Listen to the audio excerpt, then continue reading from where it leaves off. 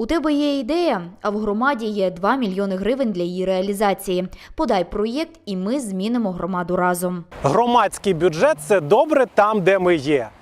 Це 2 мільйони гривень, які 100% підуть на те, щоб громаді стало краще. У тебе є ідея спрямована на спортивний розвиток? Хочеш новий спортивний майданчик? Хочеш провести фестиваль чи змагання? Хочеш зробити інфраструктуру кращою саме в тому виді спорту, в якому ти супер? Зараз у тебе є шанс. Не примарний, а цілком реальний. Подавай свій проект вже зараз. Часу не так багато, до 15 квітня. Переходь за посиланнями під відео та не втрачай свій шанс.